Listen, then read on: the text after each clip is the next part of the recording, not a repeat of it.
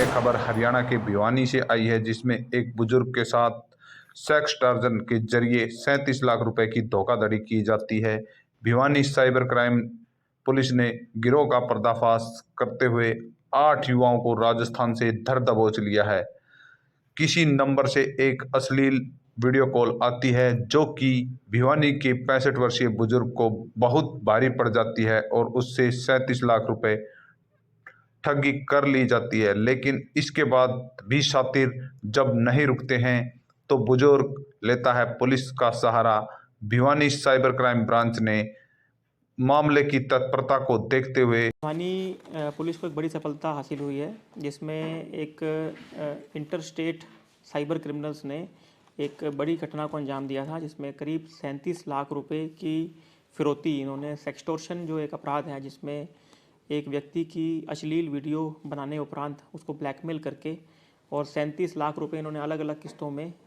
जो विक्टिम था उससे मंगवाए और आगे 20 लाख की और डिमांड कर रहे थे। 37 लाख देने के बाद विक्टिम को यह लगा कि ये नेवर एंडिंग है और ये बार बार डिमांड बढ़ाए जा रहे हैं। जब उसने पुलिस की मदद मांगी, 16 तारीख की ये घटना है, 16 जनवरी की, 17 और 18 जनवरी को पैसे ट्रांसफ़र हुए। 19 जनवरी को कंप्लेनेंट जो है वो पुलिस के पास आया। मामले की गंभीरता को देखते हुए तुरंत प्रभाव से पुलिस ने इसके अंदर FIR दर्ज की और हमारी टीमें तुरंत रवाना हो गई। हमारे पास जो भी तकनीकी एवं ह्यूमन इंटेलिजेंस थी उसका हमने यूज़ करते हुए जगह जगह हमने कई ठिकानों पर रेड करी। मुख्यतः भरतपुर एवं डीग डिस्ट्रिक्ट के अंदर इनकी लोकेशंस आ रही थी और उन रेड्स का और लोकल पुलिस की सहायता से हमारी टीम को एक बहुत अच्छी कामयाबी मिली, जिसमें कुल 8 अपराधियों की हम धरपकड़ कर सके।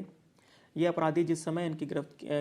जिस समय इनकी धरपकड़ की गई थी उस वक्त भी ये साइबर अपराध में कारित थे, साइबर अपराध में संलिप्त थे और अपने अपने एक गैंग के रूप में काम करते हुए इस अपराध को कारित कर रहे थे। इस अपराध में जो 8 आरोपियों को पकड़कर अब जो है इनको माननीय न्यायालय के सामने पेश किया गया है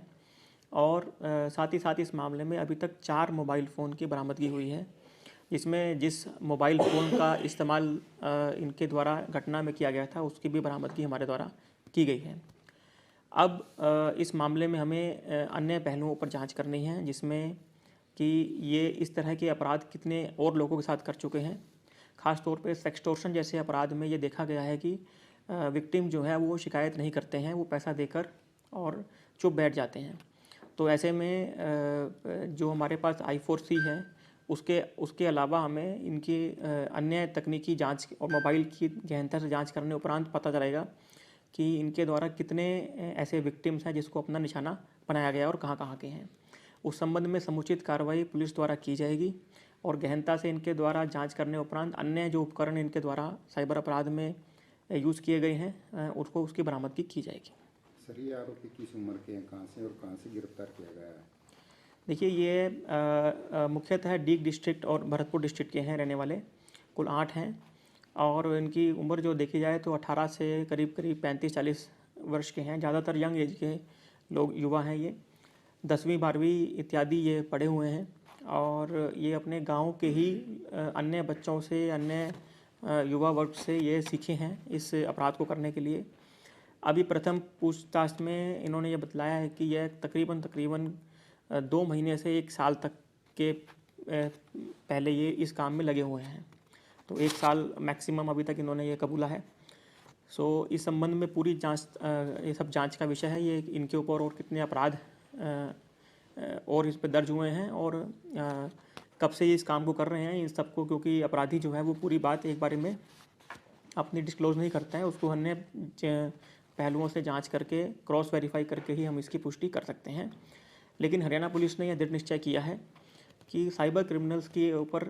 हमारी जो कार्रवाई है वो हमारी ना केवल जिस क्राइम के लिए पकड़ा है उसके लिए, बल्कि उनके द्वारा जो पीछे किए गए क्राइम्स हैं उस संबंध में भी उन सभी की जिम्मेवारी हम फिक्स करते हैं, ताकि मल्टीपल केसेस जो मल्टीपल इनके द्वारा जो एक्सटॉर्शंस की गई हैं उन सभी की जिम्मेवारी फिक्स हो और ये साइबर अपराध को हम जड़ से मुक्त कर सकें। जो अभी फिलहाल इस प्रकार का अपराध हुआ है उसको किस प्रकार से उन लोगों ने निशाना बनाया था, किस तरह से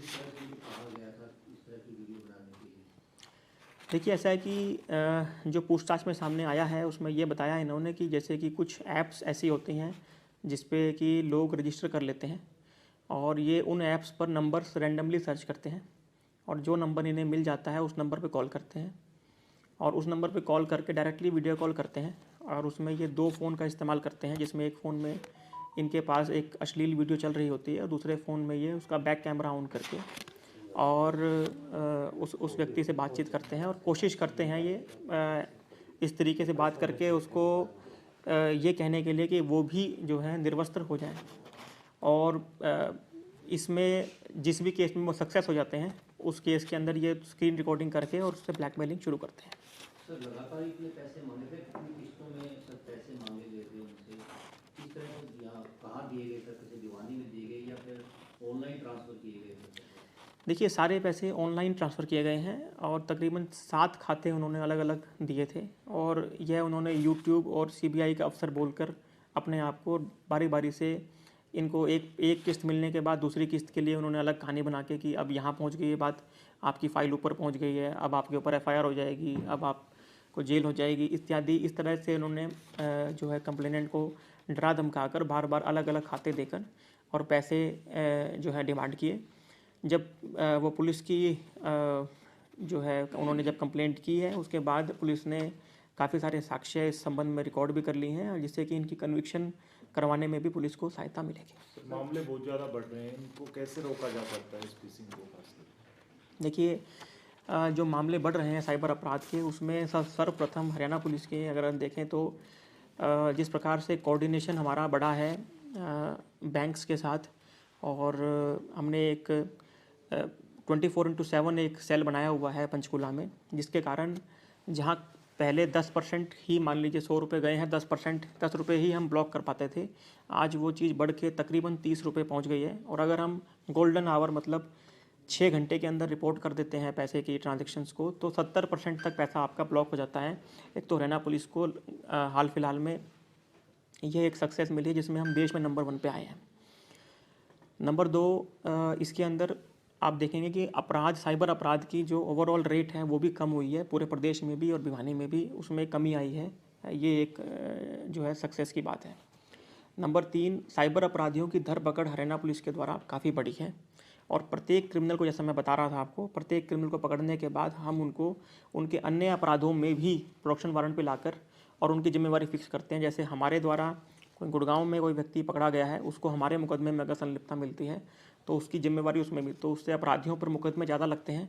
और जिससे कि उनके अंदर खौफ पैदा होता है और साइबर अपराधी इस चीज़ से धरपकड़ से जो है लोग उसमें हरियाणा में भी विशेष तौर पर हरियाणा में अपराध करने में डरते हैं और अन्य जगह पर भी अपराध करने में डरते हैं।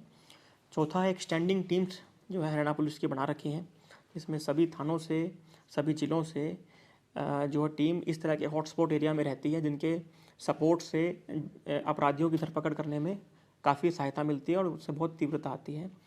इस तरह से एक मल्टी फैसेटेड रूप से हम लोग साइबर अपराध को लड़ रहे हैं। एक बड़ी चुनौती है लेकिन पुलिस जो है इसके साथ साथ इसको काबू पाने के लिए पूरी तरह तैयार है। मोबाइल जो पुलिस को बरामद हुए हैं बदमाशों के, उसमें जांच की हुई और भी कितने वीडियो हैं सर इस तरह के, कितने लोगों को इन लोगों ने अभी तक जो है फंसाया है?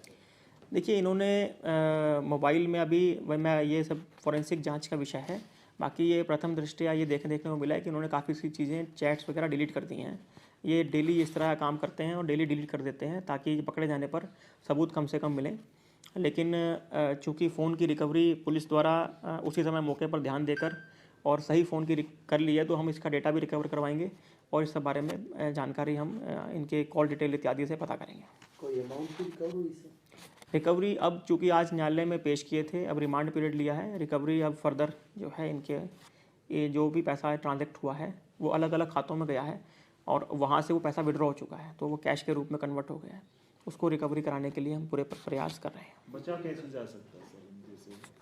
देखिए साइबर अपराध से बचने के लिए जैसे कि आप इस केस में भी देखेंगे एक अननोन नंबर से वीडियो कॉल आई जो कि अपने आप में संदेह का विषय है, संदेहजनक है। कभी भी किसी अननोन नंबर से आप वीडियो कॉल ना पिक करें। इसी प्रकार से आप किसी भी तरह का कोई व्यक्ति देखने को आया, इम्पर्सनेशन जो होती है, कोई व्यक्ति बोलता है कि मैं आपका कोई जानकार का दोस्त बोल रहा हूँ और आपको कुछ पैसे देने हैं और उस बिहाफ पे वो आपसे कोई 1 रुपया पहले आपको देते हैं, फिर आपसे लाखों रुपए की ठगी कर लेते हैं। तो इस तरह से जो अननोन लोग हैं,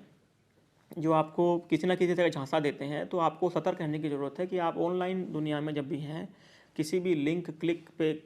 पर क्लिक करने से पहले आपको 2 बार सोचना चाहिए। कोई भी अनजान व्यक्ति अगर आपको पैसों की देने की बात कर रहा है, कोई भी लुभावना आपको कोई ऑफ़र दे रहा है, तो आपको उसमें सतर्क रहने की ज़रूरत है।